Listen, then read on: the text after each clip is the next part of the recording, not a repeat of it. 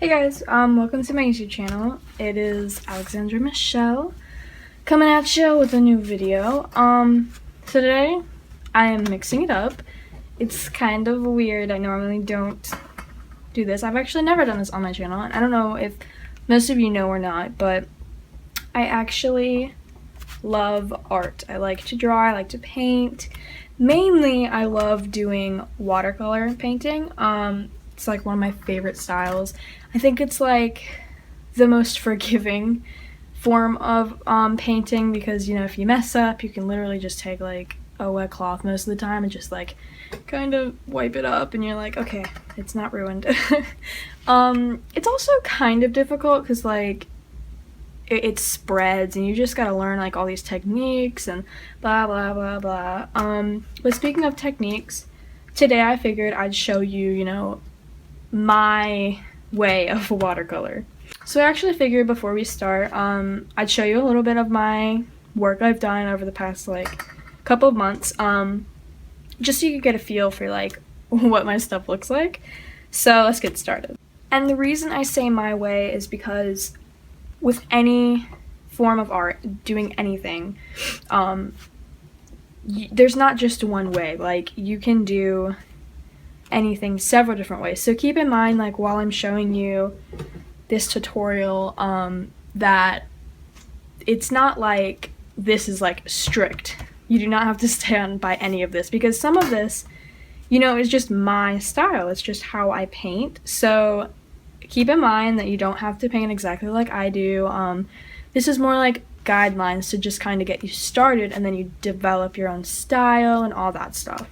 So this is another piece of art. I'm trying to get that in the whole frame. I actually am super proud of this one. I was gonna use it for a portfolio actually because, you know, I kind of like it, but you know, you can really see like some weird styles, and I'm actually gonna show you how to do that with watercolor. And yeah, just like, I think my main thing with watercolor is like how you can use like these really weird colors and like make other colors pop and all that. I mean, you can do that with like normal painting, but it just looks so cool with watercolor. So yeah, there's another example. And then my last one, this was some kind of abstract art, I guess. It's kind of a creepy one, and it's got lots of different colors. So yeah, they're not like colors that match clearly, they're just kind of like interesting colors. Also, by the way, ignore how like ugly my desk is. I have had it for many years. And also ignore how messy it is because I'm a messy person, sorry. So this one is definitely some original art. I'm not like super fond of it, to be honest. Like, I didn't get like the perspective and all that right. By the way, big thing about me, I love to criticize my own artwork, but you know, it's whatever. I really just like it because of all the blues and how cool the background looks. I guess she's kind of like a mermaid. Also, some Dodie lyrics right there. If you guys don't know Doddle Oddle, her name is actually like Dodie Clark. But follow or go subscribe to her on YouTube because she's an amazing singer and I love using her lyrics. But yeah, here's another one I did. Okay, so when we are watercoloring, I think there's about 5 main things that you need to have. So 2 glasses of water. The reason you need 2, it's pretty obvious, but one is your water that you use to make the colors with. The other one is a cleaning water. So we try and keep those separate just so that our water, we have like clean supply and then your dirty supply. Next thing you always want is some paint brushes. I keep mine in a little coffee cup because why not? It works. And then of course you need your watercolors. Mine are really messy, sorry about that. But basically this is where I put my colors. This is where I hold my colors. The brand that I normally use is either Winsor & Newton, which is this one. It's like amazing. There's a lot in it, but it's pretty expensive. Or I have not used the Artist Loft ones, so I'm not really sure how they do. I might use them today, so we'll see. But those are the cheaper version, basically. I'm sure that they work just as good, but who knows. And also, the main one I use is Academy, I guess that's what it's called. Anyway, it looks like that. You can get, like, all of this at Michael's, by the way. Not sure how expensive it was. It was pretty expensive, I'm pretty sure, but it was definitely worth it. So yeah, that's what the watercolors that I use. Also, another useful thing, it's not like you really need it because you can use your paintbrushes for this, but I like to have, I guess it's a medicine thing, I don't know, it sucks up the water, and it just makes it easier to, like, to put it into these things while you have your paints in there. It's just, kind of makes everything a little simpler. And then, of course, your last thing you need is going to be your paper, which I already have laid out. So yeah, water, paintbrushes, paints, paper, and maybe a syringe. So, I've made my colors. Those are them. You've got kind of a wide variety, but basically we are going to start out with a, I guess you could kind of call it like a water base. I'm just gonna make like a little square of water. Probably can't really tell that I'm making a square, but I promise you I am. It might not be the nicest square. Okay, so I'm gonna take a little bit of blue, and basically wherever you put the water, you just kind of drop it, except I missed the water. You just kind of drop it, and it spreads. It's really cool. Like it kind of like makes it like a little lighter, and like the more water, the more you have on it, the bigger of a drop and the darker it'll be. You can just kind of like move it up, you know, put random little spots everywhere, and it'll spread. This time I'm going in with a little lighter blue. It's kind of more of a green, and you can see it just kind of spreads, and the colors will mix sometimes, or sometimes, you know, they'll just kind of stay clear of each other. It really depends on like what colors. But yeah, you just kind of want to like go in with the next color and just kind of fill it in. And you know, if you ever feel like you need a little bit more of another color, like the blue, you can of course just go back in, add a little bit. I like to kind of call this like the tie-dye method, because you know, if you ever see like a tie-dye shirt, this is basically what it looks like.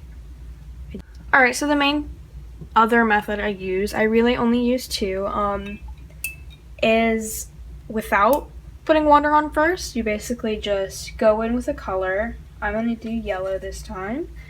And you just go in, put it wherever you want it. It's a little bit more strict looking, you could say. Like, it's still very pretty, but it's not like tie-dye. It's just kind of a strict way to do it. And you just go in with another color, and you can like mix them however you want to. And you can see where the other color, where it was already wet, it does like that tie-dye thing again. So like a way to avoid that, if you don't want that look, is, you know, just let that color dry first.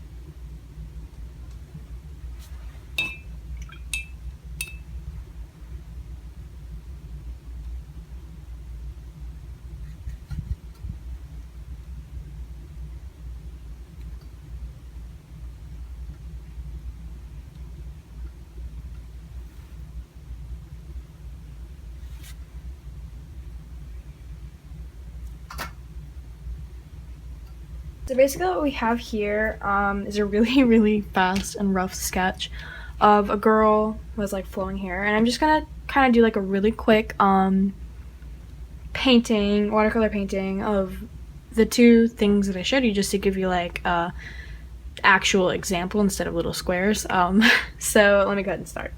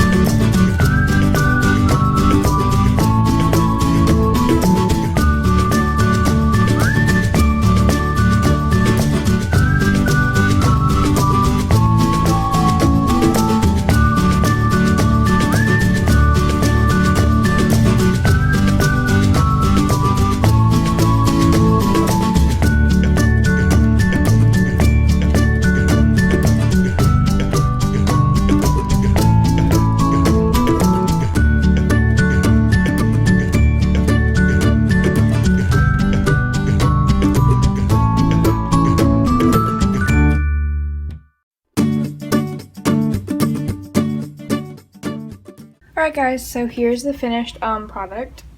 I really hope you guys enjoyed that video, and I hope it was helpful, and if it was, please give this video a thumbs up, and if it wasn't, leave a comment below, tell me what I could have done better. Thanks.